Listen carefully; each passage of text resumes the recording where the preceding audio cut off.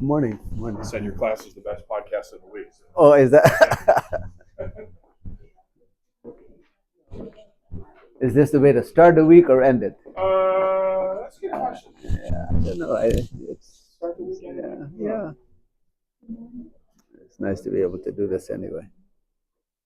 We start.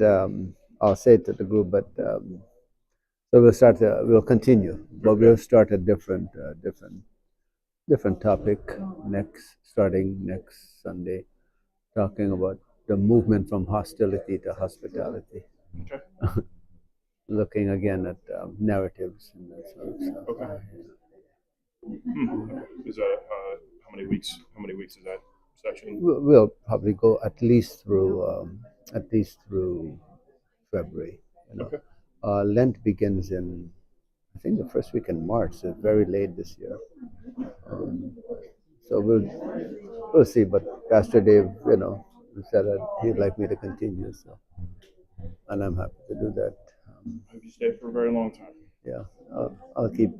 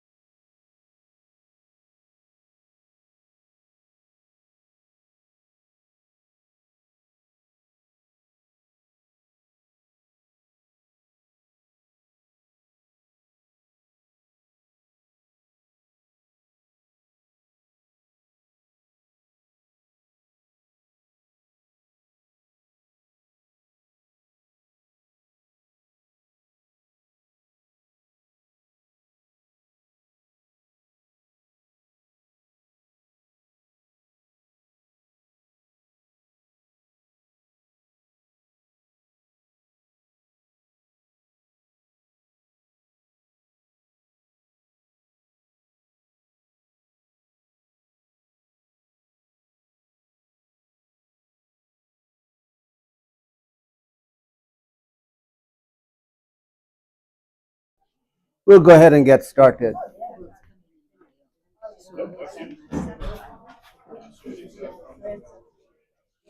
Never know if I should leave this open or. Oh, I know.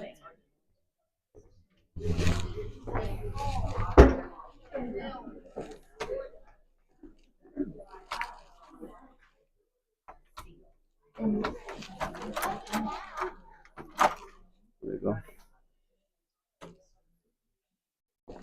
That's better. There you go. Keep the riffraffs out of here. Too late.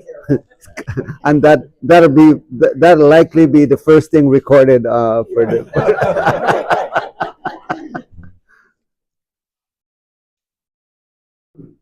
We will get to Jonah in a second. One of the things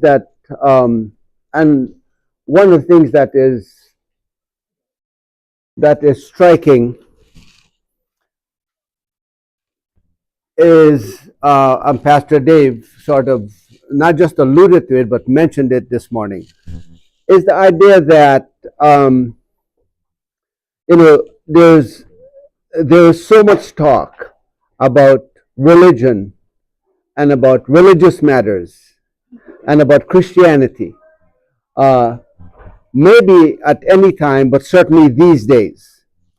And I hear a fair amount of that, but in my own work, I sort of stay clear of having those kinds of conversations in that context. But you hear this.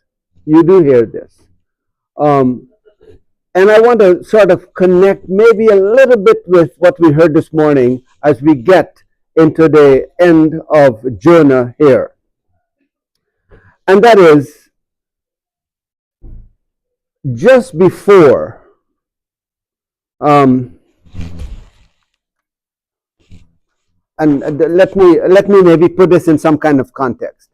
Sometimes we hear and we memorize either a statement or a verse, but we're not entirely sure what comes before or after. But we know that, right? And we repeat it. We know that we can repeat, let justice roll down like waters and righteousness like an ever-flowing stream. And then someone like myself comes along and says, what comes before that? And we were all thinking, well, I really have no idea, but I really like that verse. Or what comes after that? Well, frankly, I really also have no idea, but I really like that verse. And by the way, I don't know that there's anything inherently wrong with that, but it's always helpful. And not only with biblical text or religious ideas that someone has said and that we repeat, but sometimes in just regular literature, et tu Brute. And so someone says, well, what comes before that? I don't know. Is there anything before that? What comes after that? Does it really matter? And you too, Brutus, not you, Greg, but I mean, and you too, Brutus. But we know that something comes after that. Not that I love Caesar less, just that I love Rome more kind of idea. I say that because even in the text this morning, right, which is self-contained to be sure, but before that, in a way, kind of Jesus is the hometown boy who has returned, right, to the temple. And he's opening out, as Pastor Dave has said, he's opening out the Torah, the scroll. And he reads from it. And if it stopped there, it would be fine, right? Because, of course, it's wonderful to have someone read from the text for our own edification. And if it stopped there, it would be fine. But what happens, right, is what Jesus says, which is not included in the lectionary part, but what Jesus says, remember, after that? Essentially, today, what? It's been fulfilled. And in a way, I'm the guy, right? And as long as he hadn't said that, all was well. When he said that, remember what happened? They blew up. I'm quoting Pastor Ted here now, okay? By the way, it's the kind of theological language that I love. They blew up. And they tried to do what? Remember? Push him off the cliff. As long as the text remained at a certain point where it doesn't really affect us, but you are telling me that you, the hometown boy, kind of who is made good, and now you're telling me today, hello, and they try to kill him. Now we can get into details as to how he escaped, right? But this is Jesus, so we know he is good. But so that we understand, right? Again, this is not something that is permanently lodged 2,500 years ago.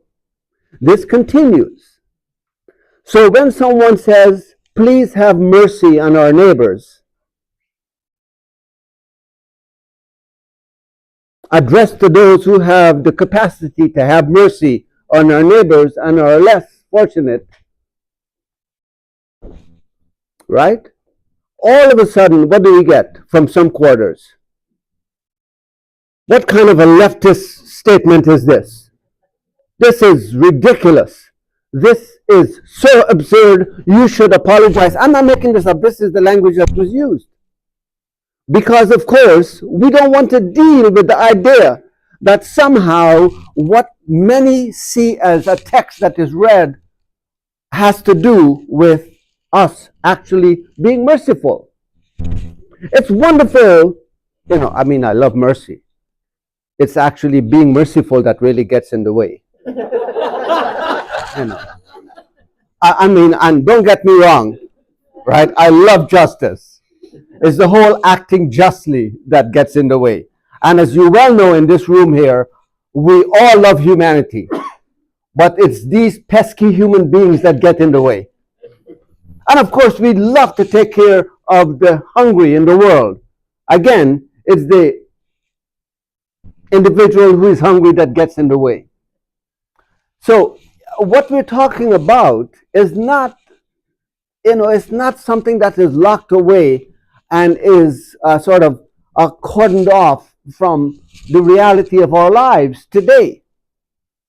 It's here. And it's not abstract. Many of us, not in this group because we are enlightened, but many folks would love to have this remain as an abstract idea. I mean, seriously, right? So then we come to Jonah. And you and I may not want to hear this, but I'm going to tell you anyway. We are all Jonahs in this room. Every one of us. Okay? We are the insiders. Jonah is an insider. He is the guy with the message. Now, we may not literally run away, right? And Jonah, of course, as you know, kind of like, we all know this, the kind of philosophy 101. If you have a faulty premise, you know that the conclusion, howsoever sophisticated it might sound, is going to be faulty. It's ultimately going to collapse. By the way, you can use all of the fancy language and, speak with an English accent. It's not going to matter. They're going to collapse. Jonah begins with a faulty premise. And in the text, he sets out to do what? The language says, not just hide, run from the presence of the Lord. So if you begin with the language, I'm going to run from the presence of the Lord, by the way, I don't want to have to tell you this, Jonah, it will not end well. And by the way, the fact that you're hiding in sort of in the bowels of the ship doesn't matter. And so we left it last time. And Jonah, of course, is sleeping away. I mean, he is so kind of relaxed, I have run from the presence of the Lord. I have succeeded. I am now heading to Tarshish, which, of course, we don't have that city anymore. Most scholars believe it's someplace in Spain. So this is a long journey here. But not to worry. The ship has sailed, and I am in the bowels of the ship, and all will be well, except for one slight problem. The Lord that Jonah is talking about happens to be the Creator God. Now, that is such a nuisance for some people. Because the whole Creator God thing means that what? Everyone is part of the equation. Which means that as much as I try and as much as I want to put blinders on God, right? You know, think Kentucky Derby. I don't want the horses to be, right? Distracted. I don't want to be distracted by all of, except it doesn't work. So Jonah then, in the second chapter, in a magnificent chapter that is often overlooked in the book, Jonah actually has this beautiful, what most scholars conclude is a psalm. It's a psalm of confession, a psalm of how much I believe, of who God is to me. And you know, it's a moment there of, if we end right at the end of chapter 2, we might wonder what happened later on, right? But if it ended there, it would be a moment of great redemption. Jonah has finally come around, right? Because he saw that the very people for whom he had no care, namely the sailors, he was willing to put their lives at risk. And they're the ones who say, listen, we have prayed to our God and this storm is not stopping. Could you call in your God? Which Jonah does, by the way, not willingly, reluctantly. And the storm. And Jonah says, you know, throw me overboard. And the sailors said, no, we're not going to throw you overboard. Ironically, right? He is willing, but they said no. Now, they do throw him overboard later on. Okay? But that was not their initial. And then, of course, we get into the whole big fish thing, right? Which I'm convinced is there, as someone said, so that the kids could enjoy the story. And we know what happened, right? And he's swallowed up, and he's, according to the text, not my language, he is spewed out, okay? And why should we not love euphemisms, right? They threw him out. I mean, and then he decided that he's going to go and preach to the people of Nineveh. Nineveh, as you know, as I suspect we all know in this room, of course, in terms of the geography of today, is in Iraq, right? Which, by the way, for those of us as an aside, who were very concerned 20 years ago about a war in Iraq, among the many reasons to be concerned about a war, I believe, was actually the destruction of a number of things that dated back to this time. So he goes, right? And at this point, all should be well. But we're dealing with Jonah here. So you know all is not well. So here we go. The word of the Lord came to Jonah a second time. Get up. The Hebrew is arise. You know, this is not, let me take a stretch. This is get up. Get going. Okay, go to Nineveh, and I'm going to emphasize certain that great city. Proclaim to it the message that I tell you. So Jonah set out, went to Nineveh according to the word of the Lord. Now, that's good, right? I mean, the story should end there, really. I called you, you got up reluctantly the second time, but you know, you went. Funny thing when you get swallowed by a big fish, how that could change your perspective on life. Okay? And he did. And then you get spewed out with the.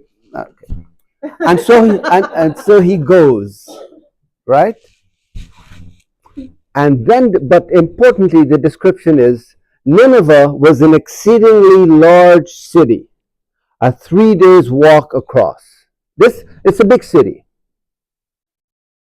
Jonah began to go, and I'm going to read that again. Jonah began to go into the city, going a day's walk, and then what clearly will never be categorized as the sermon of the year simply says, and I quote, 40 days more and Nineveh shall be overthrown. That's the sermon. Okay? In 40 days, you are, I don't know, dead. This just the executive summary. That is that. If you remember the 4-page, this is a one-line summary of the whole. In 40 days, by the way, I'm giving you 40 days here. And you know, we know that from the days in the wilderness, 40 years, you know, it's obviously literal, but it's a number that has significance here.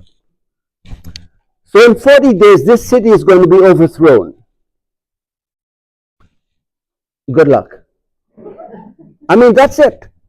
By the way, unlike Jeremiah, who, as you recall, you know, went into exile with the people, and really, I mean, really struggled and suffered with his people, and lived to see what would happen. Jonah, right?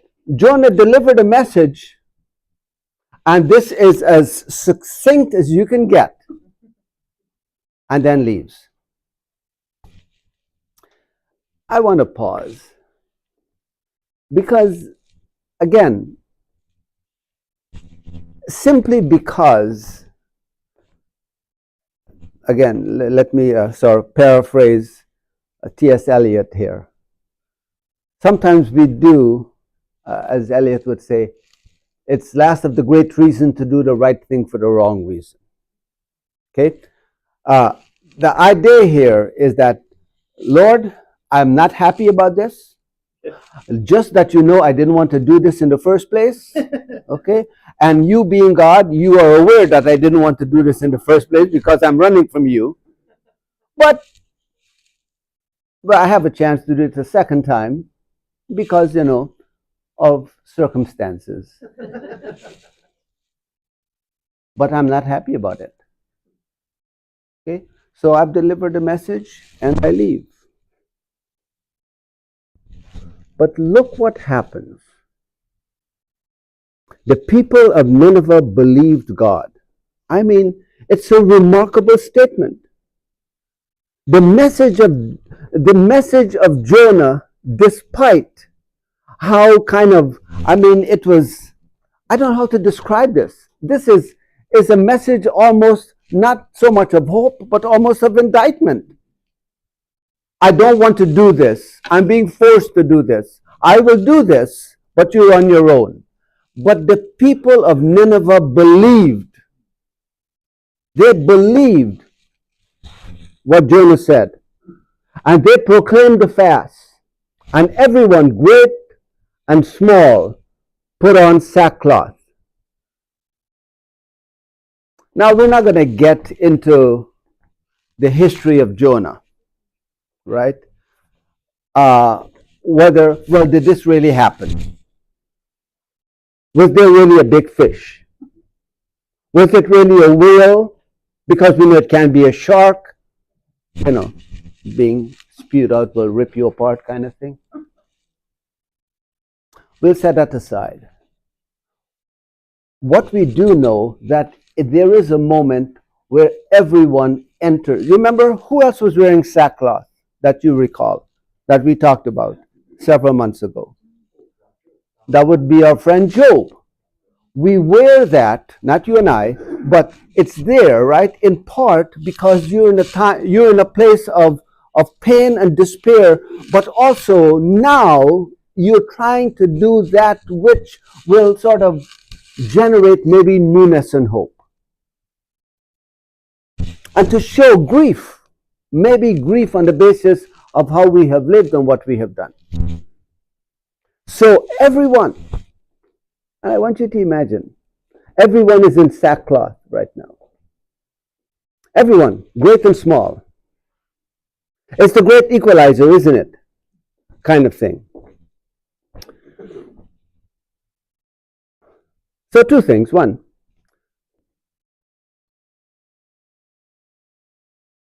remember our friend Ezra and Nehemiah. After the exile, stay with me here. After the exile, when they returned, okay, and the temple was going to be rebuilt, which it was, and that's the remnants of that temple exist today, as you know, right? The second temple. The one thing that they wanted was to, how should we say, recreate an Israel primarily of Jews, because they had been scattered.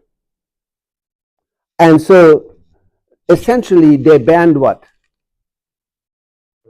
Intermarriage, right? We don't want you running around marrying these Babylonians, right? We want to make Israel Jewish again. Of course, you can begin to see the problem, right? You're also worshiping not only the God of Israel, but a creator God of all people. And we don't know with certainty, but again, many of us believe that Jonah is in a way a response to this in terms of the timing. And so everyone is in sackcloth. One of the things I didn't like at the time, I will confess, but as a student, sort of through high school, where I grew up, everyone, no exceptions, wore uniforms. By the way, you don't have a choice. You can't say, well, you know, I'd love to, but given the status of my family and society, it is important for me to wear, you know, I don't know, a Ralph Lauren shirt. But, you know, for those of you who have to stick to uniforms, good luck. You don't get that choice. So you walk in my case, there weren't many variations. You walk in with your blue shirt and your khaki pants and your, in my case, gold and navy tie. Mine was in a bad shape, as I often took my fountain pen and wiped it on the tie. I will tell you, it's not pretty. At that time, pretty was not important. It's true. Sackcloth. By the way, whether it's a uniform or whatever, everyone is at the same place. But it gets better. The people not only believed, but when the news reached the king of Nineveh, the king, the leader, the one who is in charge, the one who could bring mercy, the one who could engineer change, the one who could bring about justice, the one, again, you know, to lead. We are told he rose from the throne, removed his robe, covered himself with sackcloth, and sat in ashes. Pause for a second. When the word reached the king, he did not say, well, I'm going to let my deputy take care of all of this. But this sort of thing, you know, I mean, I have an image. No. He rose up. He became one of the people. Sackcloth. Sat in ashes. Again, very Jobin, isn't it? Right? Covered himself with sackcloth, sat in ashes. Then he had a proclamation made in Nineveh. And he said, by the decree of the king and his nobles. I love this. No human being or animal no herd or flock shall taste anything.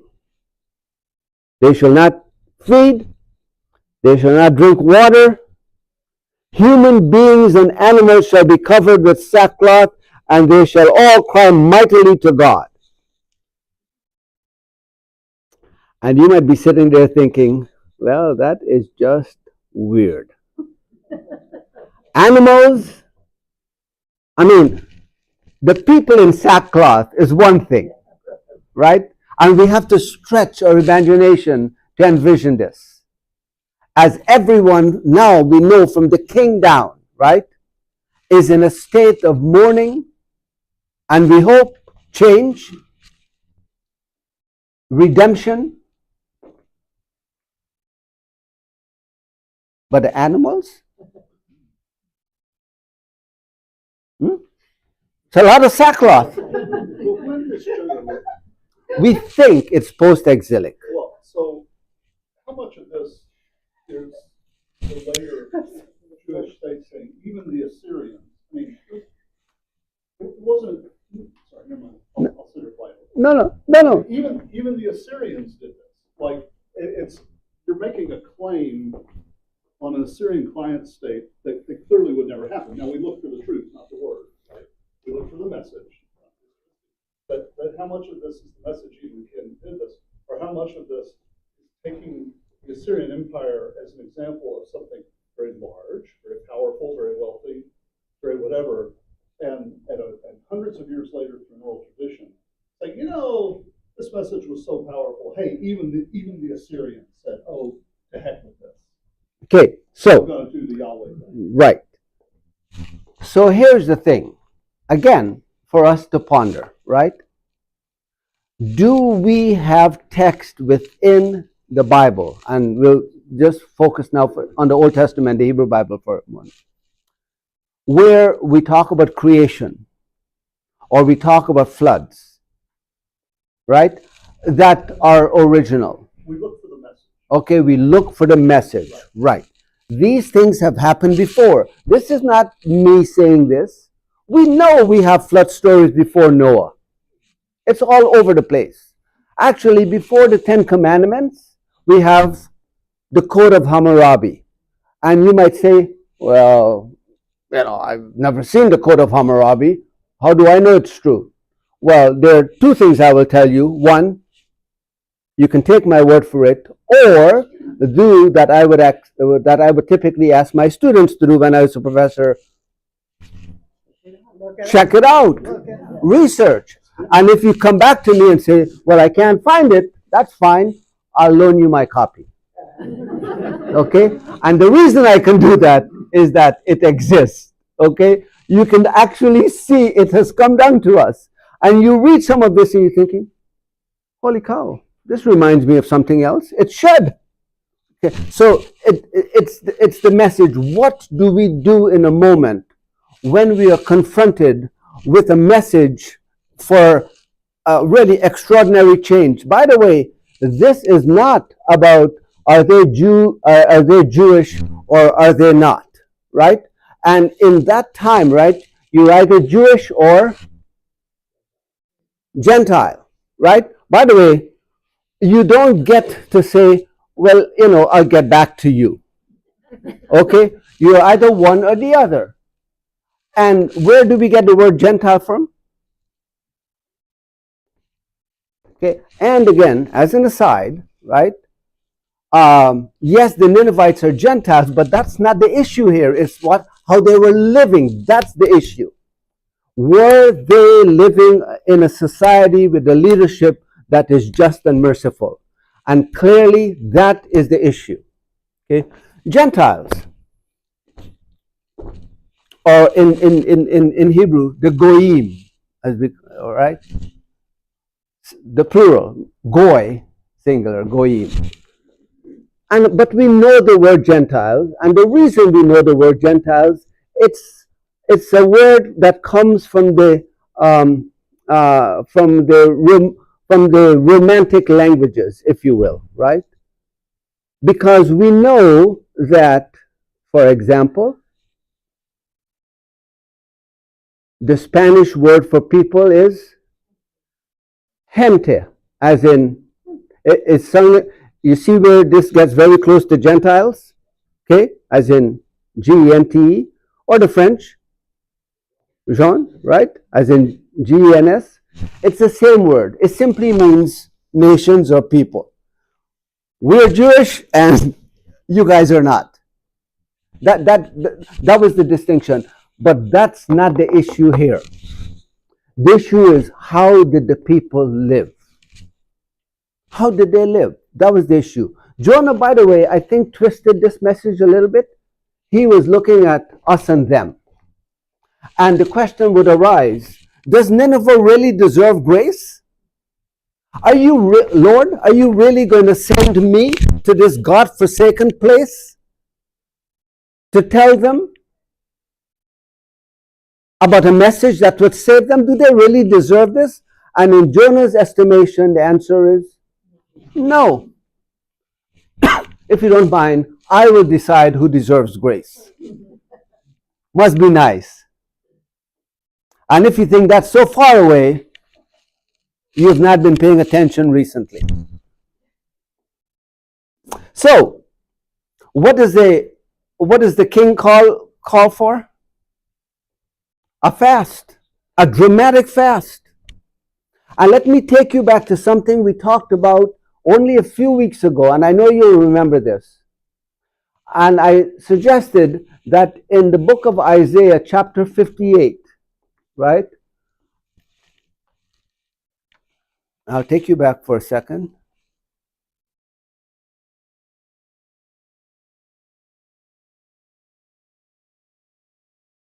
Let me see.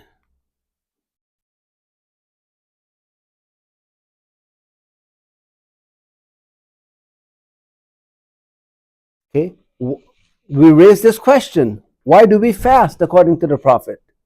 Okay, the reason we fast is fundamentally to do what? According to the prophet. It's for what? It is so that we live lives of justice. That's it. It's not fasting for the sake of fasting. If that's, by the way, Jesus, as you know, talks about this, where he said, if you fast and you really want acknowledgement from the folks around you, because you've put so much oil in your hair and it's dripping, and I go to you and said, is everything okay? And you say to me, well, I'm fasting. By the way, best wishes to you. You have been, that's the acknowledgement that you want, fine. But according to the prophet, you fast as a reminder of exactly what this chapter 61 in Isaiah talks about, for all of the things that have to do with justice. It seems like a stretch, but that's the connection again.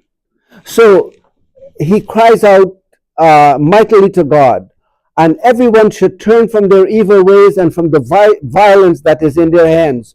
Who knows? It's a great question. Maybe God will relent and change his mind, that he may turn away from his fierce anger and we do not perish. Back to fast.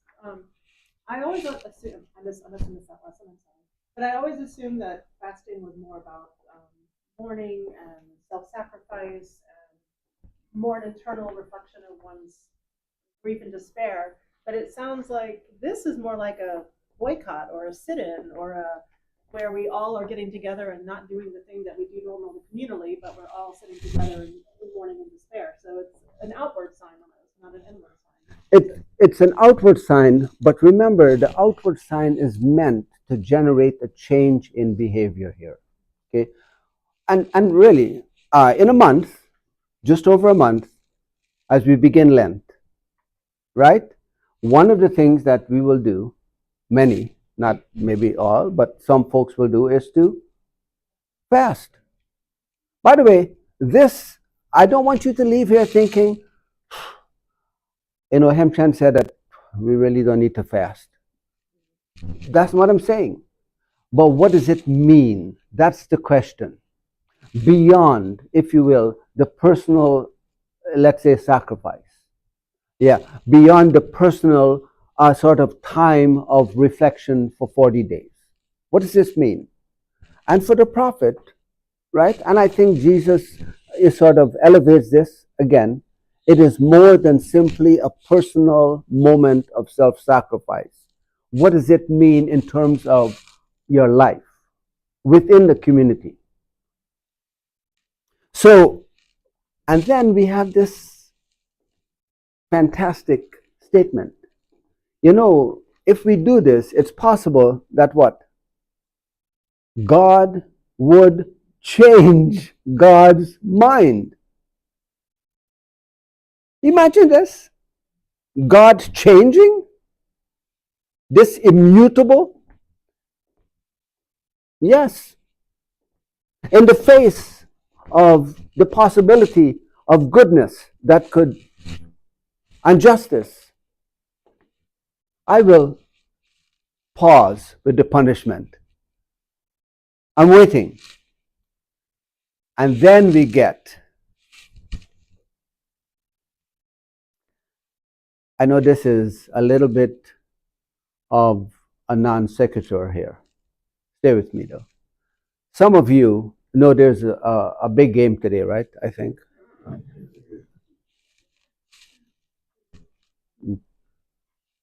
Carolyn says, a game? What kind of game? And we read, I think this morning, came out yesterday, that the previous owner of the team, right? The Commanders. Is there another team? I'm a Vikings person, so I can cast derisions all over the place here. Evidently, this person has, the previous owner, who, by the way, left with some kind of, in less than flattering, okay, said, the insider said that he is very upset and not very happy with the success of the team and the new ownership. By the way, this is not me making up. It's on, yeah. Well, before you think this is only about Dan Snyder, in chapter 4, the very first verse begins, but this was very displeasing to Jonah, and he became angry. So let me just state this as clearly as I know how. From the king onward, right, everyone is in a state of grief, in a state of, change. We have to do something. By the way, the king is leading by example here. And by fiat, everyone is going to fast, and this includes the animals. And I know, every time I read this, I tell you, I'm struck by the question, what exactly did, what did the animals do? How could, what is fight out, what? And the answer is, with a creator God, right, human actions have consequences for all of creation. We make choices, and there are ripple effects. And so it's interesting. This is not isolated here. We saw this in Hosea when we talked about Hosea. We saw it in Micah, right? Where a new covenant will come, and the things that make for war will make for peace, and it will govern what? All of creation, including the animals. Maybe he wanted to make it really noisy also, baying and braying and hooting and howling with hunger. It could be. It could be. I mean, it could be. We know God is moved by these things, for example, right? God is moved by what? Remember? Burnt offerings. By the way, it's not for the meat. It's for what? It's for the scent. It's for that which rises up. The divine could be moved here. But Jonah is not pleased, because Jonah feels this is a waste of my time. I cannot believe you have asked me to come and I tried to run away, and then you swallowed me up with this big fish, and you spewed me out. Is this right? Is this right, Lord? Again, it was displeasing to Jonah. He became angry. He prayed to the Lord and said, "Oh Lord, is not this what I said while I was still in my own country? I knew you were going to do something like this. I knew you were going to show grace to these people. But do they really deserve this grace? And did you have to drag me away and make me..." Jonah is not a happy camper.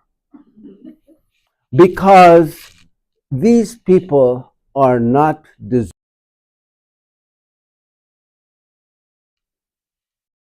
You know, every time I do something and I speak about God and the phone rings, I get worried. Something is. Was it something I said?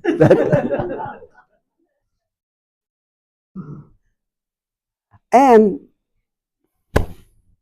this is why I fled to Tarshish at the beginning, for I knew you were a gracious God and merciful, slow to anger and abounding in steadfast love, and you would be ready to relent from punishment. Jonah knows the nature of God, and he does not believe that the people deserve that. He doesn't. He knows. I mean, look at this description. I know that you're slow to anger. I know that you're gracious. I know that you're merciful. I know that you're abounding in steadfast love. The chesed, so common in the Hebrew Bible. And then he said, I know that you would relent from punishing. I know all of these things. And I knew these things back where I was.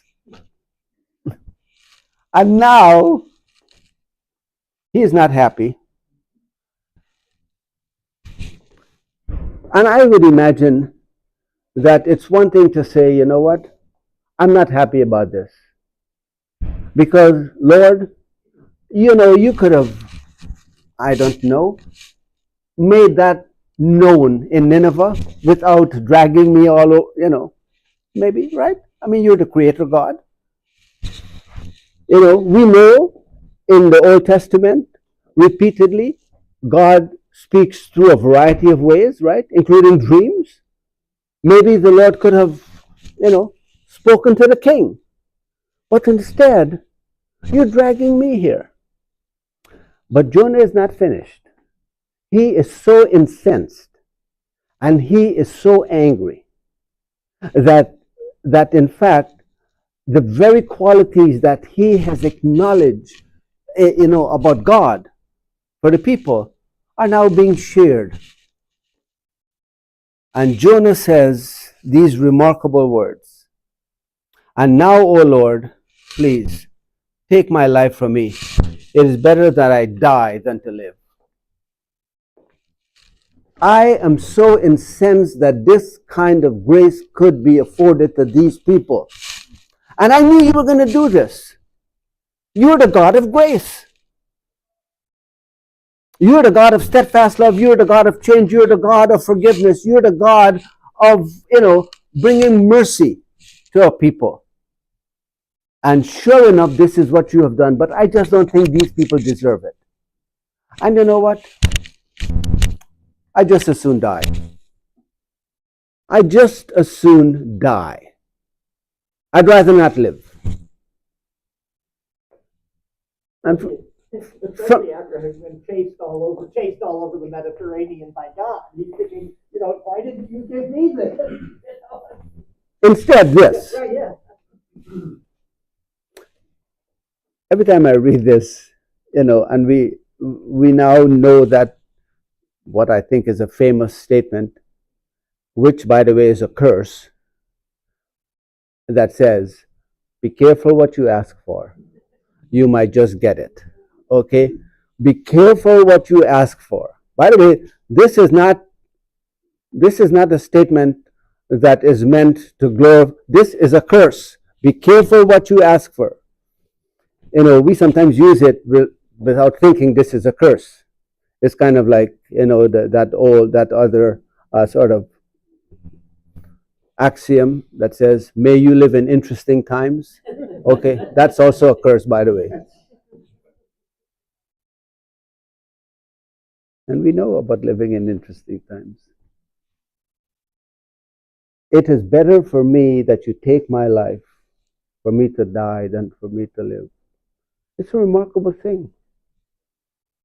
I would rather die than to see this kind of grace and justice and mercy and steadfast love and forgiveness be meted out to people that I don't believe are deserving.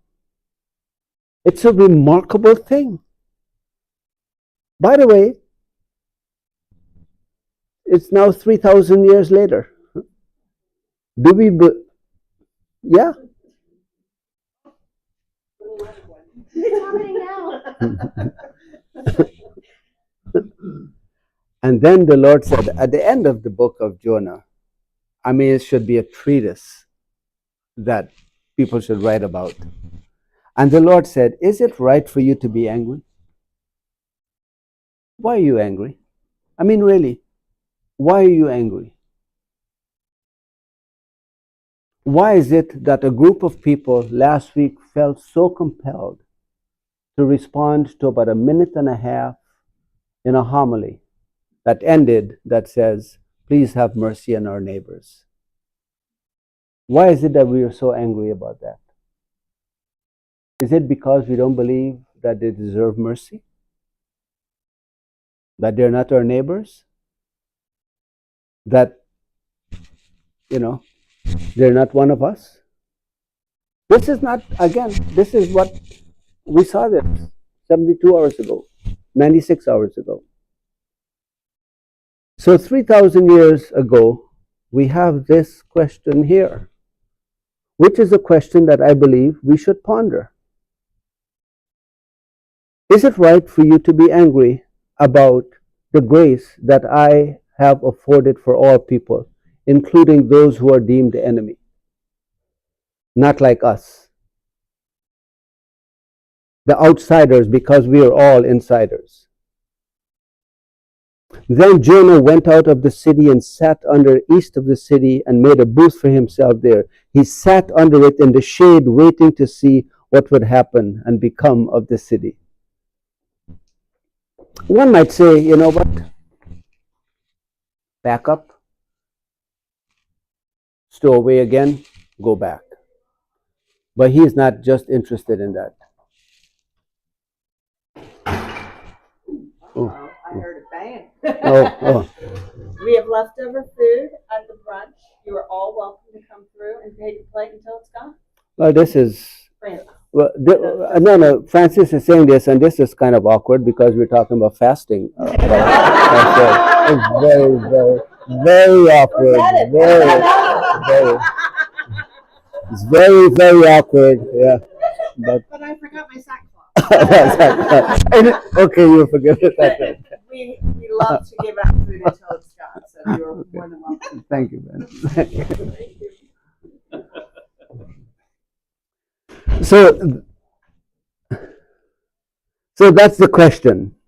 He's not only willing the people, right? He wants to see.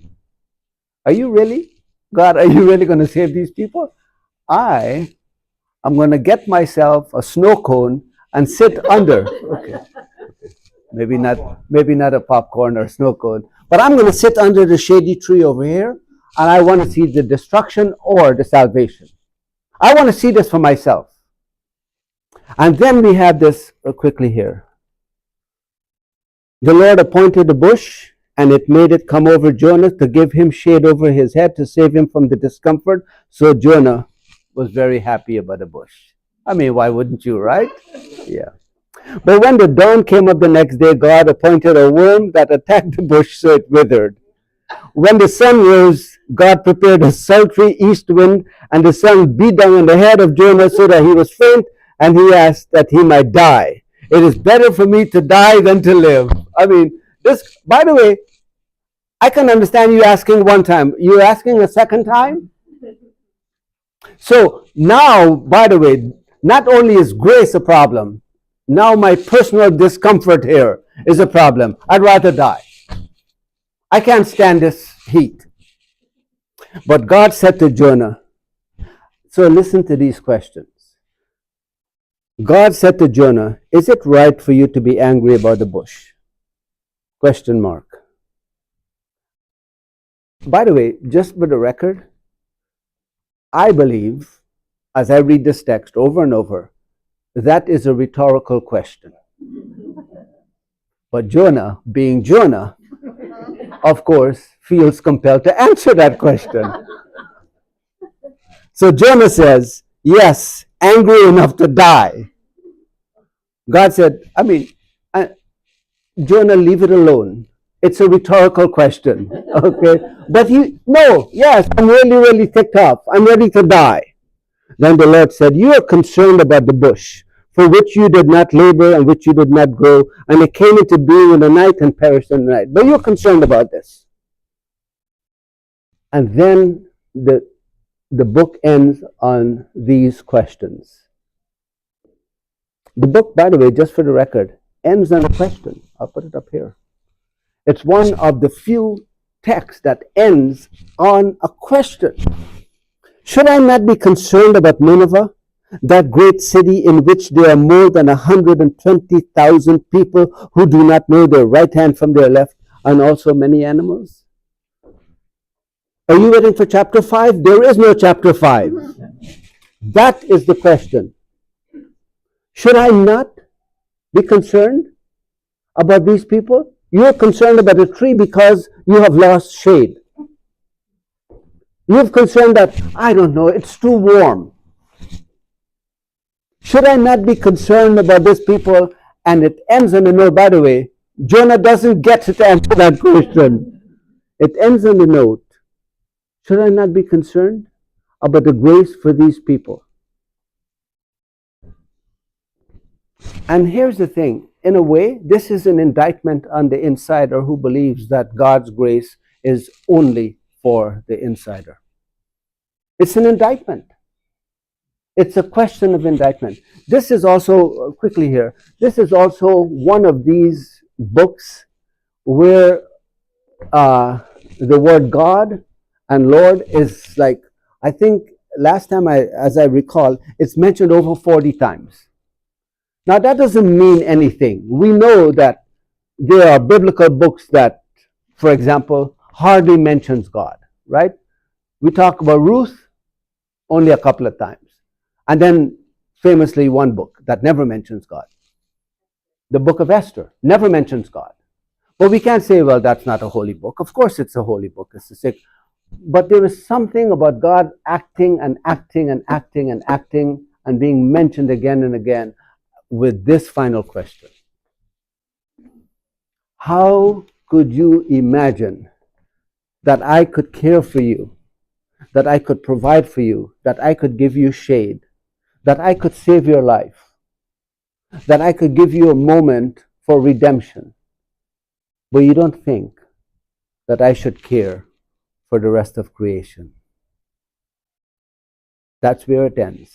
And that becomes our question. And by the way, let me just add, that becomes our question in the here and now. This is not a question for our children and our grandchildren. Yeah, sure. But we don't get to relegate the question to them. This is our question as well. For whom is grace? All right. He must have been a very powerful speaker. 120,000 people. And his message went to the king. It drifted up, but his message, so obviously he's a speaker, he probably speaks multiple languages. He's a travel man, he knows travel. But we have to assume that he's a powerful speaker. His message is equally powerful. That right there, I think that's remarkable. This is remarkable. I don't think, I'm always open to cutting Jonah a little bit of slack, right? And then I get myself and I come to reality that no, don't do that, okay? Because Jonah has a chance. But here's the thing. He is one day's walk into this large city. Clearly, that message is only to a few of the people, some of the people, but that message itself, okay, it's the message. It's not the person, it's the message. And notice the king and the people do not refer to Jonah here, right? It's the message. It's the message of change that they're open to and that they're ready. And it comes down from the leader, from the king himself. All right, we have to stop there. Now, we return to the room without donuts next Sunday. Bribery has ended, for those of you. Okay. And starting next Sunday, we're going to do a series that I think will be publicized, and the title is Hostility to Hospitality in the Old Testament, from Genesis to Judges. So we're gonna move through some narratives, obviously not all, as we move from hostility to hospitality, and trying to understand how that, of course, always is the case, applies to us. But we have to stop there. We'll see you next Sunday. Thank you. All right.